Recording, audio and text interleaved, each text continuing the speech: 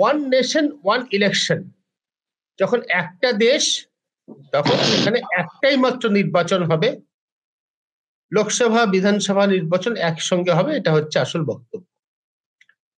এটা নিয়ে চর্চা বহুদিন ধরেই চলেছে। বর্তমান সরকারের আমলে, নরেন্দ্র মোদীর নেতৃত্বে বর্তমান বিজেপি সরকারের আমলে কমিটি গঠন করা হয়েছে। সেই কমিটি জনগণের কাছ থেকে, সাধারণ মানুষের কাছ থেকে মতামত চেয়েছে যে এই বিষয়ে তাদের কি মতামত। অনেক মানুষই মতামত জানিয়েছেন, জানাচ্ছেন। পশ্চিমবঙ্গের ভোটার মমতা ব্যানার্জি, তিনিও মতামত জানিয়েছেন। তিনি পশ্চিমবঙ্গের মুখ্যমন্ত্রীও বটেন, তৃণমূল কংগ্রেসের নেত্রীও বটেন, তিনিও মতামত জানিয়েছেন। মতামত সকলেই প্রকাশ্যে জানাতে পারে। আমরা এই fourth pillar with the people যে আলোচনা আজকে করতে যাচ্ছি, সেটাই মতামত প্রকাশেরই একটা অনুষ্ঠান বলা যেতে পারে। যে এই যে মতামত চাইছে একটা committee, high level committee on one nation one election, এটাকে বলা হচ্ছে।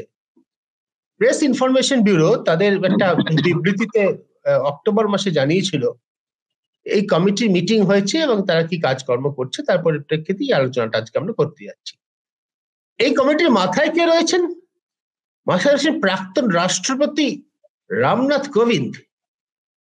প্রাক্তন প্রধান বিচারপতির জন্য রাজ্যসভার সদস্য পদ দেওয়া হয়েছে এই আমলে।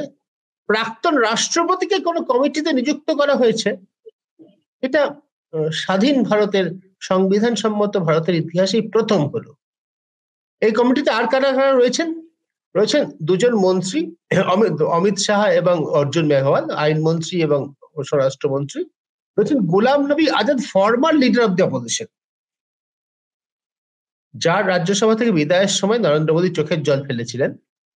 বর্তমান লিডার অব দ্য অপোজিশন রাজ্যসভাতে কংগ্রেস সভাপতি মল্লিকার্জুন খাড়গে, তিনি নেই। আর কারা রয়েছেন এই কমিটিতে? রয়েছেন যারা তারা আসলে প্রাক্তন সরকারি কর্মচারী, খুব উচ্চ স্তরে কিন্তু সরকারি কর্মচারী ছিলেন তারা। যেমন ফিনান্স কমিশনের প্রাক্তন চেয়ারম্যান এন.কে. সিং, লোকসভার প্রাক্তন সেক্রেটারি জেনারেল সুভাষ কাশ্যপ, হরিশ সালভে, যিনি সরকারি কর্মচারী নন, কিন্তু আমরা সকলেই জানি যে সরকারপন্থী উল্লেখযোগ্য একজন আইনজীবী। সঞ্জয় কোঠারি রয়েছেন, ফর্মার ভিজিলেন্স কমিশনের ফর্মার চেয়ারম্যান। অন্য যে সদস্য ছিলেন অধীর রঞ্জন চৌধুরী, তিনি পদত্যাগ করেছেন, কারণ তিনি মনে করেছেন যে এই কমিটিতে থাকার কোনো মানে হয় না, সরকারি কমিটি বলে। এই সরকারি কমিটি এখন বিবেচনা করছে যে ওয়ান নেশন ওয়ান ইলেকশন এটা হওয়া উচিত কিনা, মানুষের মতামত চেয়েছে। আমি তোমার কাছে এই প্রশ্নটা নিয়ে যাচ্ছি যে যেটা নিয়ে আমরা আলোচনা করছি, যে এটা কতখানি বাস্তবসম্মত এবং এটা নিয়ে কতখানি সিরিয়াস এখনকার যেটা বলে রুলিং ডিসপেন্সেশন, কেন্দ্রের যেটা শাসক পক্ষ। কারণ যেভাবে তারা এগোচ্ছে তাতে কিন্তু মনে হচ্ছে যে এটাকে খুব হালকা ভাবে নেওয়ার কোনো কারণ নেই, আমার নিজের যা মনে হচ্ছে। অমল, প্লিজ বলো। সুদীপ্ত, প্রথমত হচ্ছে যে মানে যেদিকে নরেন্দ্র মোদী দেশকে নিয়ে যেতে চাইছেন, 22শে জানুয়ারি তিনি রাম মন্দির উদ্বোধন করবেন এবং তিনি এমন একটি রামরাজ্য ভারতবর্ষে প্রতিষ্ঠা করতে চাইছেন যেখানে রাজনীতি থাকবে না। কেন রাজনীতি থাকবে না আমি কথাটা বলছি এই জন্যে যে একটা রাজনীতি শূন্য একটা রাষ্ট্র, অর্থাৎ যেখানে সরকারের সমালোচনা থাকবে না, নীতির সমালোচনা থাকবে না, নীতির লড়াই থাকবে না। কারণ 5 বছরে একটি নির্বাচন মানে সরকার যত অপকর্মই করুক আপনাকে 5 বছর অপেক্ষা করতে হবে। এবং আরেকটি বিষয় হচ্ছে যেটা চিত্রিতা বলছিল, আমি তার সঙ্গে একমত, যে আঞ্চলিক দল, বিশেষ করে আঞ্চলিক যে ইস্যুগুলো থাকে নির্বাচনে এবং যেটা বিধানসভা ভোটে অনেক বেশি রিফ্লেক্টেড হয়, যখন একটা নির্বাচন হবে তখন একটা পুলওয়ামা দিয়ে নির্বাচন হয়ে যাবে। পশ্চিমবঙ্গের কেন্দ্রের বঞ্চনা বা ওড়িশার প্রতি কেন্দ্রের বঞ্চনা বা রাজ্যের কোনো নিজস্ব চাহিদা, বক্তব্য, এগুলি সবই আড়ালে চলে যাবে। অর্থাৎ one nation one vote one is to এই জায়গাতে কিন্তু নিয়ে যাওয়ার চেষ্টা হচ্ছে।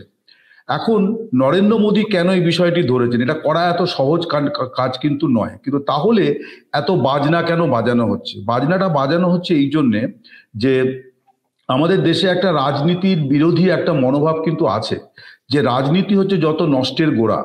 ফলে এবং একটা সুশাসনের জন্যে ঘন ঘন নির্বাচন হচ্ছে উন্নয়নের বিরুদ্ধে, উন্নয়নের প্রতিবন্ধকতা তৈরি করে, এই কথাগুলো অনেক মানুষ বিশ্বাস করেন। এই অনেক মানুষের বিশ্বাসের জায়গাটাকে এনক্যাশ করতে চাইছেন নরেন্দ্র মোদী, যে আমি এমন একটা রাষ্ট্র ব্যবস্থা আনতে চাইছি যেখানে রাজনীতির কচকচানির পরিবর্তে আমরা সবসময় উন্নয়নমুখী একটা ভাবনা নিয়ে এগোবো, গোটা জাতিকে আমি উন্নয়নের সারথি করতে চাইছি, এইরকম একটি ভাবনা তিনি মানুষের মধ্যে ইনজেক্ট করতে চাইছেন, ভারতবাসীর মধ্যে। এখন যে কথাগুলি বলা হচ্ছে সরকারের তরফে, এক তো হচ্ছে যে খরচের জায়গা যদি আমরা দেখি, 2019-এর লোকসভা নির্বাচনে 60,000 কোটি টাকা খরচ হয়েছে। এটা centre for monitoring of Indian media বলে যে অর্গানাইজেশন, তাদের রিপোর্ট এই কথা বলছে। এবং তাতে দেখা যাচ্ছে যে 45% খরচ কিন্তু বিজেপি করেছে।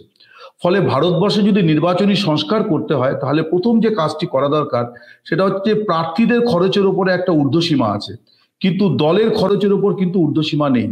নরেন্দ্র মোদী 22শে জানুয়ারি থেকে প্রচার শুরু করে দেবেন, এবং তিনি যে তার দল যে খরচাটা করবে নির্বাচনী বিজ্ঞপ্তি জারির আগে পর্যন্ত, সেটা কিন্তু হিসেবের মধ্যে ধরা হবে না।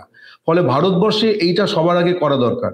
ভারতবর্ষের 2 নম্বর সংস্কার করা দরকার, যে এই যে একটা অবৈধ ইলেকট্রাল বন্ড চালু করা হয়েছে, যেখানে একটি দলকে আমি খুশি করার জন্য টাকা দিয়ে যাব এবং কে আমায় টাকা দিচ্ছে কেউ জানতে পারবে না, এরকম একটি অনৈতিক সিস্টেম, এইটা বাতিল করা সবার আগে জরুরি।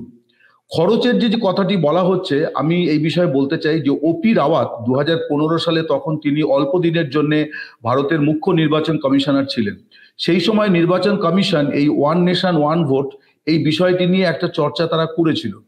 তাতে বলা হয়েছিল যে ভারতবর্ষের নির্বাচনের যে খরচ আমরা দেখি, সেটা পৃথিবীর মধ্যে সর্বনিম্ন, অর্থাৎ প্রতি নাগরিক পিছু $1।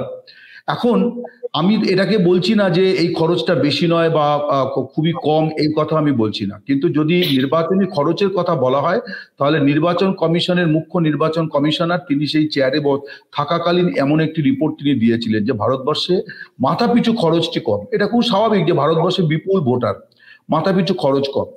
আরেকটি হিসেব তিনি দিয়েছিলেন যে অর্থাৎ একটি নির্বাচন যদি করতে হয় তাহলে অতিরিক্ত 30 লাখ ইভিএম লাগবে। এখন এই 30 লাখ ইভিএম কেনার জন্য প্রায় 9,500 কোটি টাকা অতিরিক্ত খরচের একটি হিসেব তারা দিয়েছিলেন। এখন এগুলো তো ভারতবর্ষে এই টাকার অঙ্কটা বিরাট কিছু নয়, এটা ঠিক কথা, কিন্তু এই যে ইভিএম, যদি 5 বছরে একটা ইভিএম মোটামুটি তার 10 থেকে 15 বছর তার আয়ু, এবং এই সময়ের মধ্যে অন্তত 10 থেকে 15টা নির্বাচন একটা ইভিএম দিয়ে করা সম্ভব। তার কারণ হচ্ছে যে ইভিএম এর ডেটা ট্রান্সফার করে ইলেকশন কমিশন তার নিজের ইয়েতে রেখে আবার সেই একটা ইভিএম কে পরবর্তী নির্বাচনে সে ব্যবহার করতে পারে। কিন্তু ওয়ান নেশন ওয়ান ভোট হবে মানে হচ্ছে 5 বছরে ইভিএমটা একবার ব্যবহার হবে। ফলে আমরা যে কম খরচ হবার কথা যেটা বলছি, এটা একেবারেই অর্থহীন একটা যুক্তি। 2 নম্বর হচ্ছে যে উন্নয়ন আটকে যাওয়া, এটার সঙ্গে কোনো সম্পর্ক নেই, কারণ যে রাজ্যে ভোট হয় শুধু সে রাজ্যে আদর্শ আচরণবিধি থাকে। এবং ভারতের প্রধানমন্ত্রীর এই কথা বলার অধিকার, নৈতিক অধিকার তিনি হারিয়েছেন এই জন্যে যে তিনি ছত্তিশগড়ে গিয়ে নির্বাচনী প্রচার যখন শুরু হয়ে গেছে, বিজ্ঞপ্তি জারি, তারপরে তিনি বলেছেন 5 কিলো করে চাল ভারতবর্ষের মানুষকে আরো 5 বছর দেওয়া হবে। এবং এই বিধি লঙ্ঘনের জন্য ভারতের নির্বাচন কমিশনারদের মেরুদণ্ডে এতটা শক্তি নেই যে তারা প্রধানমন্ত্রীকে একটা চিরকুট পাঠাতে পারেন যে আপনি কেন এই কথা বলেছেন। ফলে ভারতবর্ষে যে সংস্কারটা দরকার, সেই সংস্কারটা হচ্ছে যে আইনটি সম্প্রতি চালু হয়ে গেল, অর্থাৎ নির্বাচন কমিশনার অর্থাৎ রেফারিদের নির্বাচন করবেন কে না, একটি দলের ক্যাপ্টেন তিনি নির্বাচন করবেন। যে কারণ বিজেপির ক্যাপ্টেন নরেন্দ্র মোদী প্রধানমন্ত্রী হিসেবে তিনি যে কমিটি তৈরি করেছেন, তাতে হচ্ছে যে লোকসভার বিরোধী দলনেতা, যার কোনো অস্তিত্ব এখন নেই, তার কারণ অধীর চৌধুরী লোকসভার বিরোধী দলনেতা নন, তিনি লোকসভার কংগ্রেসের দলনেতা। 2 হচ্ছে যে প্রধানমন্ত্রী কমিটির চেয়ারম্যান এবং একজন প্রবীণ মন্ত্রীকে তিনি মনোনীত করবেন। তার মানে বিজেপি তার পছন্দের নির্বাচন কমিশনারদের বসাবে। অতএব ভারতবর্ষে যে সংস্কারগুলো দরকার, সেই সংস্কারগুলো আসলে নির্বাচন কমিশন কেন্দ্রিক, এবং নির্বাচনের যে চলতি পদ্ধতি আছে তার মধ্যে অনেক জরুরি সংস্কার দরকার। ওয়ান নেশন ওয়ান ভোট হওয়া হচ্ছে একটা ফেডারেল সিস্টেমের চূড়ান্ত কবরে পেরেক মেরে দেওয়ার ব্যবস্থা। অর্থাৎ আমার যে আঞ্চলিক দাবি দেওয়া, আঞ্চলিক ইস্যু, সেগুলোকে আমি নির্বাচনী প্ল্যাটফর্মে আনার সুযোগ, এবং আঞ্চলিক দল আজকের ভারতবর্ষে একটা বড় চ্যালেঞ্জ এখনো পর্যন্ত। এই যে 2024-এর নির্বাচন হবে, তাতে পূর্ব ভারত, দক্ষিণ ভারতে কিন্তু আঞ্চলিক দলের কাছেই বিজেপি সবচেয়ে বড় চ্যালেঞ্জের মুখে পড়বে।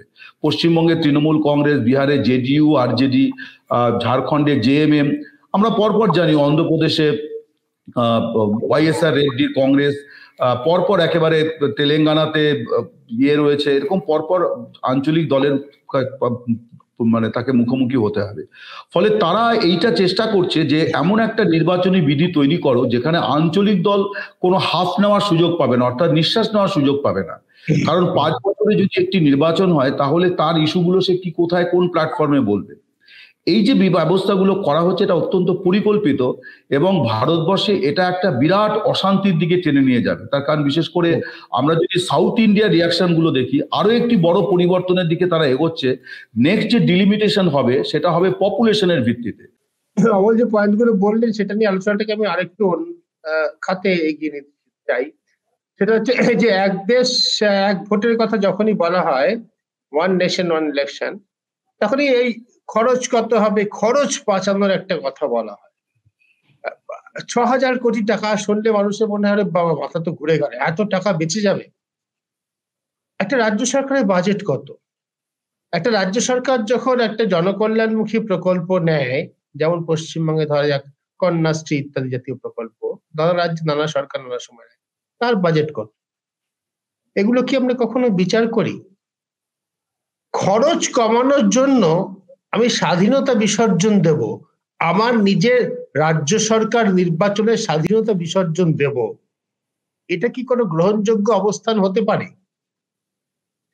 আমার মূল প্রশ্ন এটাই যে ভারতের নাগরিকের সংবিধান সম্মতভাবে কেন্দ্রে এবং রাজ্যে আলাদা আলাদা সরকার নির্বাচনের স্বাধীনতা রয়েছে। এখন ভোট দুটো আলাদা সময় হয়, আলাদা ইস্যুতে হয়, আলাদা প্রশ্নে হয়। মানুষ তাদের বিচার বিবেচনার মতো ভোট দিয়ে এসেছেন গত 70 বছর ধরে। এই স্বাধীনতাটা কি কোনো টাকার মূল্যে কেনা যায়, কোনো সুবিধার মূল্যে কেনা যায়, কোন ইভিএম এর মূল্যে কেনা যায়, ইভিএম এর সংখ্যার মূল্যে কেনা যায়? এই উত্তরটার আমার মনে হয় এই প্রশ্নের উত্তর প্রথমে পাওয়া দরকার। নাগরিক এই অধিকার কেন বিসর্জন দেবে? কোন সুবিধের জন্য?